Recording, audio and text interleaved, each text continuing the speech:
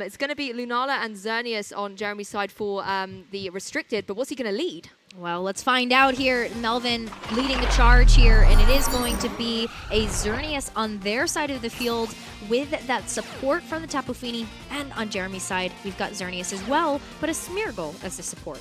Now, Tapu Fini and Xerneas on Melvin's side was a key lead that we saw previously on Eric Rios' team, so we already know what it can do really well. Tapu Fini providing a lot of support with something like Taunt. That could be really beneficial going against something like the Xerneas, shutting down Geomancy if we're able to get it off quickly. But most crucially, Taunt going into that Smeargle will be able to stop it using any of those status type moves that it's so well known for doing. The Xerneas, as though, it's going to come down, I think, here to who's going to be able to get it set up first and start dealing through some damage.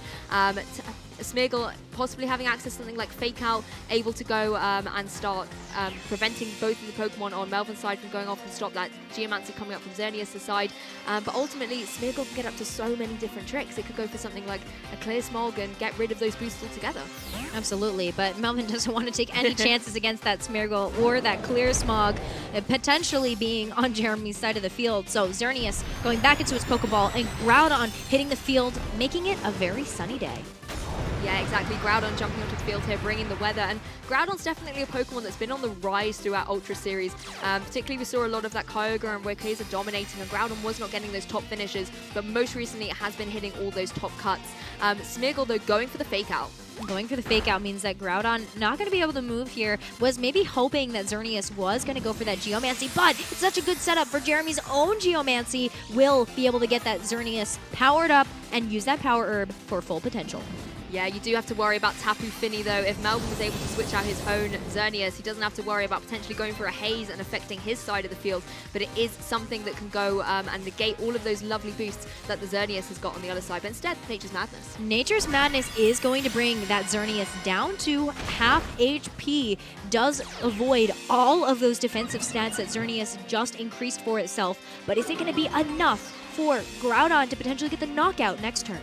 Yeah, and Moody being the ability there on Smeargle, such a tricksy move, very unpredictable. We saw him get the +2 speed boost there as well, -1 accuracy though, because that could be the sting in his tail there. But being able to have access to that speed, if you were packing something like Spore, you could have been able to get some damage off, but Tapu Fini, able to put Pokemon to sleep, but Tapu Fini with the Misty Terrain, gonna protect up Melvin's side, so a really good choice there for Melvin to have that Pokemon out in play.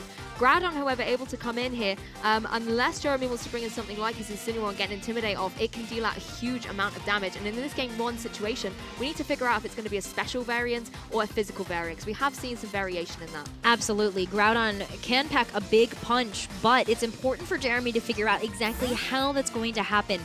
Is going to leave Smeargle to go back into its Pokeball. Gonna bring Kangaskhan out here. Maybe Kangaskhan is bulky enough to withstand anything coming out from this Groudon. Xerneas, in preparation, is going to use that Protect, and Haze now hitting the field, trying to clear out all the stats. Yeah, exactly. All the stats being eliminated there by the Tapu Fini. I was going to say, I quite like the play coming out there from that from Jeremy, playing a little bit defensively, bringing in Kangaskhan to get the Fake Out pressure in the next turn while protecting your Xerneas. But Tapu Fini revealing that haze really does sort of stop Jeremy's plans here. He is able to get his Kangaskhan in very safely, though. Does get the Kangaskhan in very safely, but at what cost? Because Xerneas, as we saw in that game, or that round 1 of Swiss, it is so important for you to have that set up. And now that you don't have the Power Herb, Geomancy is going to take 2 turns now to get set back up. Exactly. We have seen it before happen, though, where people go for a second Geomancy, and having something like Fake Out on your team, if you're able to rotate it in, can give you that advantage. But crucially, Incineroar jumps in here for Melvin. Yeah, we're going to see that Intimidate now fire off from Melvin, and it's going to do a lot against this Mega Kangaskhan that has just Mega Evolved on Jeremy's side of the field, going for a double edge, a very powerful physical attack here into the Incineroar slot because it Mega Evolved. Not only does it get a crit, though, but you also get that second hit coming out from that baby that Kangaskhan has. Yeah, that was such a brave jump in there from Incineroar. The critical hit from Kangaskhan really helping it out, having had the Intimidate previously, able to still get huge damage on that Incineroar, which is so critical when you consider that the Xerneas is able to follow up. Notably as well, there was no Berry Proc though on that Incineroar. There was no Berry Proc there, so that does tell us a little bit maybe about what that Incineroar is running, but that Precipice Blades able to finish off that Xerneas that was already at half HP from that Nature's Madness. Yeah, again, it just goes to show the strength strength of this Groudon. Precipice Blade's one of those moves that is so damage dealing, really powerful and exclusive to the Groudon, but it does have the accuracy of sort of 85 out of 100, so you can occasionally have those heartbreak misses from the Precipice Blades. But thankfully for Melvin there, his Groudon was able to hit both targets there. Kangaskhan really getting itself low and removing the Xerneas from the field. So that does put Jeremy in a slightly awkward position, but able to bring his Lunala in, which can deal some big damage, particularly if it is holding something like that Z move. It could start to sway the tables back into his advantage. Important for Jeremy, they now know how Melvin's Groudon is trained, so it is a very strong physical attacker. We saw the Fire Punch go into the Protect. We also saw the Precipice Blades. It's going to be very important, I feel like, for Jeremy to remove that Groudon, and this might be the way that they do it. Here is another Z move. We're going to see that Menacing Moonraze Maelstrom once again, this time from Jeremy Rodrigues, and let's see if it doubles into that Groudon slot. Yeah, I think it's definitely going to be a good target for him to go down. Saw the low kick there on the Kangaskhan as well, a move that often is left off of Kangaskhan's moves. Again, it's got so many different ones it can go for, and if it hadn't been intimidated previously by the Incineroar, that would have done a huge amount of damage. I wonder whether followed up by the Z move, it's still going to be enough to maybe try and pick up the KO. I feel like low kick might have needed to do a little bit more, but depending on how the Groudon is trained, if it's got some special defense investment, this could deal a huge amount of damage. Looks like it's not specially defense enough here. Groudon going to get knocked out, and this is twice now where Jeremy has correctly read it's going to need 2 attacks in order to knock out a Pokemon on Melvin's side. But with that Groudon removed, and the fact that both Pokemon on Jeremy's side of the field doubled into that Groudon, this Xerneas is getting set up for free. Yeah, exactly. Xerneas looking in a really pretty position here, able to get itself boosted up, and it doesn't have to worry about Xerneas on the opposing side of the field. That's something Melvin's already been able to take care of. It does mean that on Melvin's side, you are now down to your last 2 Pokemon here, so Tapu Fini will be rejoining the field. Misty Terrain will eventually be leaving us. He won't be able to get that reset up, and that's something you've got to worry about with Smeargle in the back, a Pokemon that can always be the savior of the hour. But Lunala, having access to its Shadow Shield still intact as well, it can still deal out some big damage here. Maybe picking up some more chip with the Moongeist Beam. Unfortunately, the Kangaskhan at so low HP, even if you switch it out and bring it back in, anything like a Dazzling Gleam is just going to be able to pick up the KO here. And I feel like if you're Jeremy, you really needed to have Kangaskhan unintimidated, able to deal out some huge double edges into that opposing Xerneas to kind of really whittle it down. But you've got these 2 Pokemon at full health. Yeah, these 2 Pokemon are going to be packing a big punch here, but Jeremy wants to protect that Shadow Shield a little bit longer. The Protect going to allow that Lunala to survive through this Dazzling Gleam, but that's going to be it for Kangaskhan. Getting knocked out here, it did its job, though. It did a lot of damage to Melvin's team. Yeah, exactly. Getting rid of that Incineroar was a really good position there for Jeremy, because we talk a lot about how Incineroar is so crucial to switching up the ball positioning, and it just meant that Melvin did not have access to that going forward. Of course, now it means that Smeargle is back on the field, so in a way, this does put Jeremy into that position where he's got the Smeargle in for free. Most often, we see it holding that Focus Sash. So even if a Dazzling Gleam or a Moonblast will sort of connect with it, it's going to be able to survive that turn. Maybe it's going to be down to Tapu Fini to pick up the KO against it with something like an Icy Wind. Because of course, Nature's Madness isn't going to help too much. Well, we see, and you talked about this a lot, that Smeargle likes to run that move Spore, and that Misty Terrain is gone. There's no way for Melvin to reset that now. You could even potentially, if you're Smeargle, go for something like a Protect, and then try and get that speed boost again, but no Protect. No Protect. It's going to take a whole Moonblast, revealing that it has a Focus Sash here, so it will allow Smeargle to hang on. But what is this? We're seeing something that we don't really get a chance to see too much from Lunala, the Psych Up, copying everything that it just saw from the Xerneas. This is such a flashback to the team that he had previously. That Psych Up on the Lunala is so critical, able to copy the stats from that opposing Xerneas. It now has +2 special attack, special defense, and speed as well, as Smeargle gets an evasion boost, +2 evasion, -1 special defense. It doesn't worry about its defenses, it's only got 1 hit point, but +2 evasion, that can be so critical. I think as well, particularly if that Lunala, its Shadow Shield's intact. Yes, it's also got the special defense boost, so once Xerneas is able to chip away at it, it's still going to be able to hold up a good fight with that special defense boost on its side. Absolutely. I mean, Smeargle, it has not too many legs to stand on, but it already did one job, putting that Tapu Fini to sleep. Yes. That was threatening the Nature's Madness on the Lunala and potentially breaking that Shadow Shield. But Psyshock, because of that extra speed boost, is going to move first from the Lunala, and that's going to be a clean critical hit, one-hit knockout here for Jeremy. What an amazing move there from that Lunala, able to pick up the KO against the opposing Xerneas, but Tapu Fini wakes up. Tapu Fini wakes up, going for a Nature's Madness into the Lunala, but is it going to be enough? Is there anything that Tapu Fini has that's going to be able to knock out both of these Pokemon? That's the thing. Tapu Fini, it needs to be packing something like, sometimes we see it have Scald, and that could be a way of chipping away. Yes, it is still a special attacking move, but if you're able to maybe get the burn, you can keep chipping away. Even something like Icy Wind, but instead, Lunala just going straight for the Moongeist Beam here. It's going to be an uphill struggle for that Tapu Fini. Absolutely. I think this Moongeist Beam actually might be enough to knock out this Tapu Fini in one shot. Oh, but a Pinch Berry comes out. Yeah, that's a bulky Tapu Fini there. Got the Pinch Berry, able to regain some health here as well using its Wiki Berry, and Smeargle able to just go straight for that Spore. It didn't have an Axe drop like it did previously. It was able to switch out and reset those stats quite wisely as it needed to make sure that that Spore was going to connect, and we've seen how much damage that Moongeist Beam does, but what an amazing move there from Jeremy, going for that side shot, of course hitting Xerneas on the defensive side, so not going to be affecting the special defense boost that it had, and the critical hit was just kind of the cherry on top there. Absolutely. I mean, Melvin got so much information from this game. Now you know what to play around, right? Yeah, exactly. You can already see all the different items that Pokemon were having and all the different movesets, and as well, fathoming out a little bit more about that Smeargle as well. At the minute, it seems to be quite standard, but knowing that it doesn't have something super quirky, it may still do, but it hasn't been revealed as of yet, can allow you to start planning around for it a little bit more, and Jeremy takes, in the end, a really devastating game one there. Oh, I mean, Melvin, though, played out that first game like a champ. We actually saw them shake hands a couple of turns before the end of this game one. Melvin knew that it was over, but hung on just a little bit to see what information he could gather going into game two.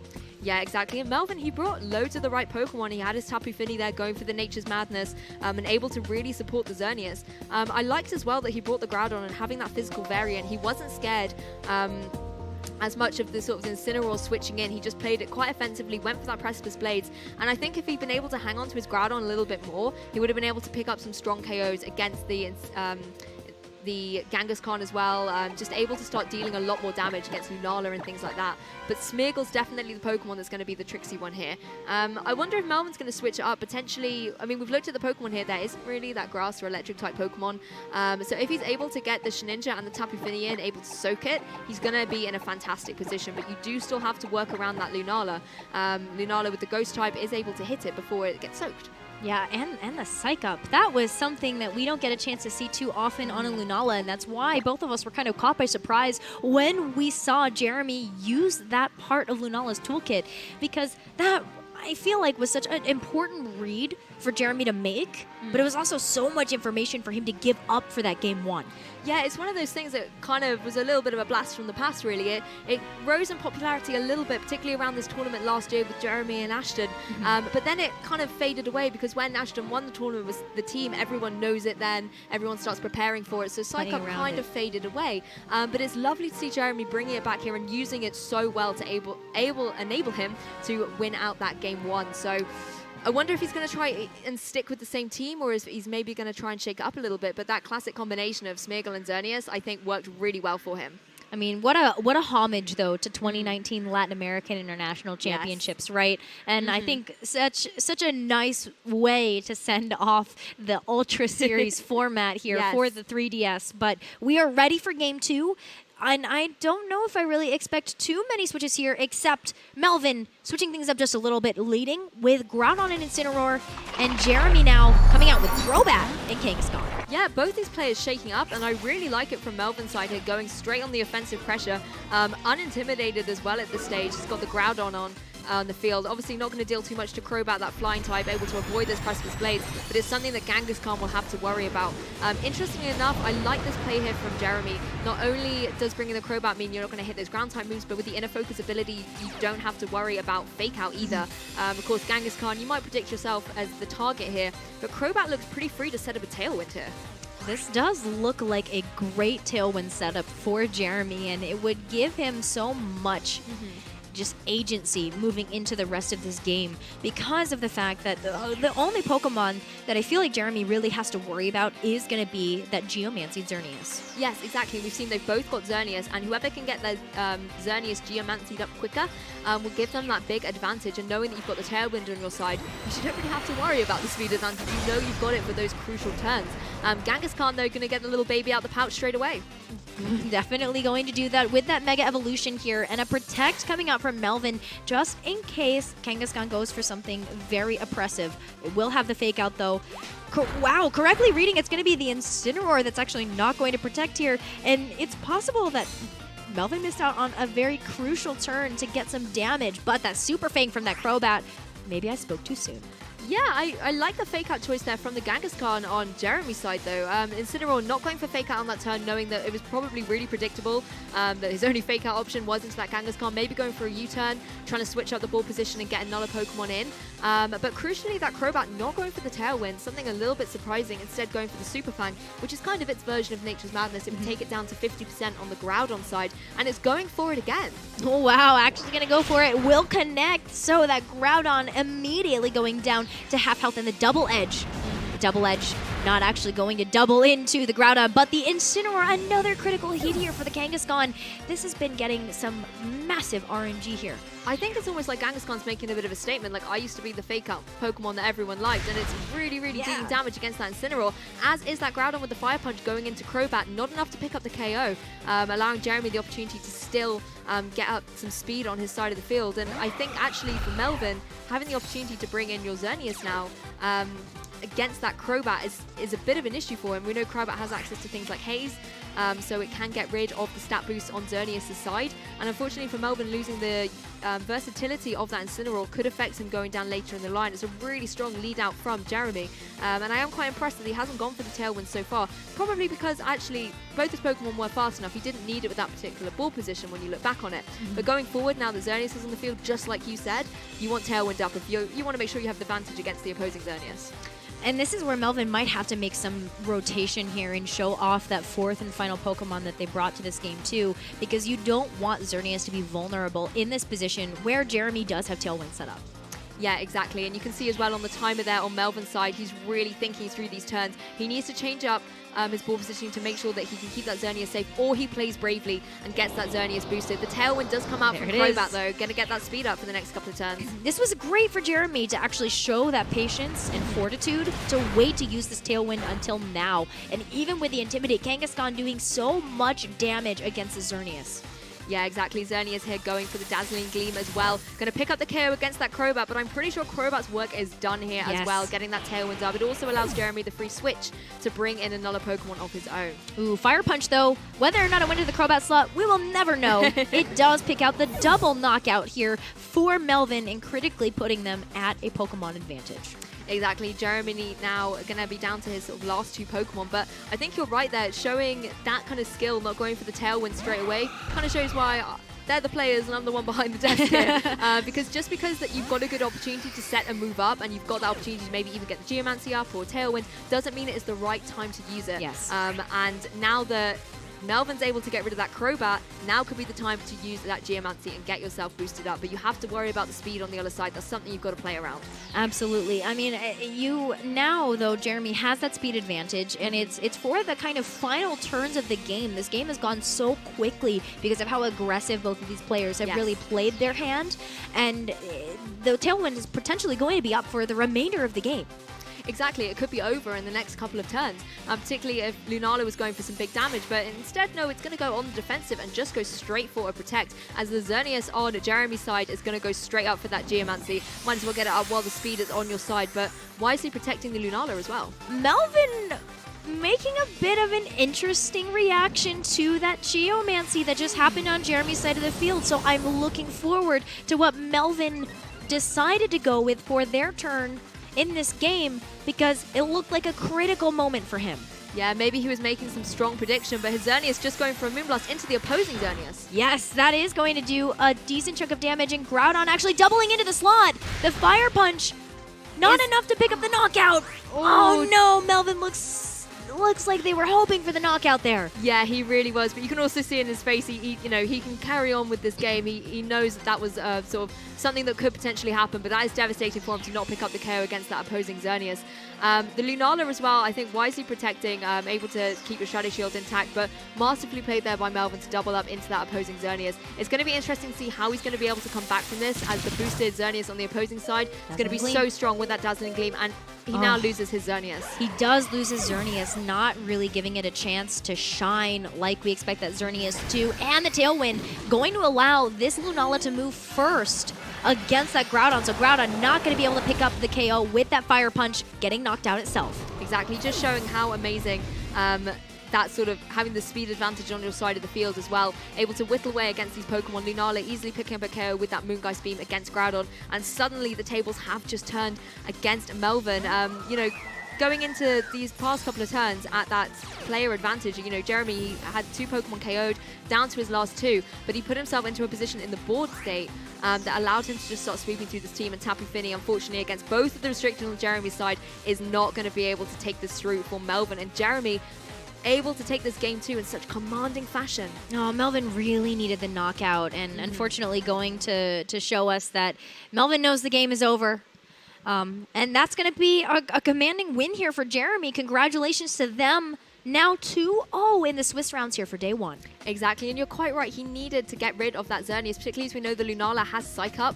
And once you get rid of the Xerneas, you don't have to worry about the Psych Up so much. But it definitely was unfortunate for him that Fire Punch wasn't enough. But of course, having those boosts up as well, Xerneas' side of the field with the special defense meant that the Xerneas on Melvin's side wasn't able to get the damage that it really needed to do. But amazing play from both these players. Absolutely. A little bit sad to not see Shedinja make an appearance. I feel like that could have been quite a quirky adjustment for Melvin. But at the same time, able to bring the Pokemon that he did, able to showcase that Groudon quite well, although it didn't manage to clutch out the victories for him, able to see how much damage that Pokemon can deal out, really does show its potential. Yeah, this was such a clean game here for Jeremy, but Melvin put up one heck of a fight here in this round 2, and they got to that first win in round 1 for a reason. So definitely expecting to see a bit more of Melvin later on in the tournament, but this was such a great game from Jeremy.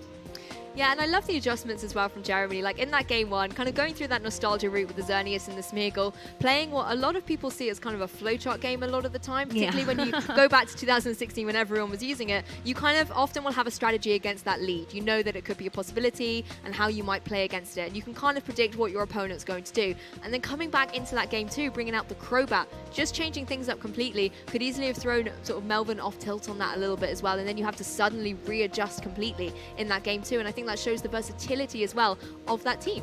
Especially because, you called it, Jeremy had such a good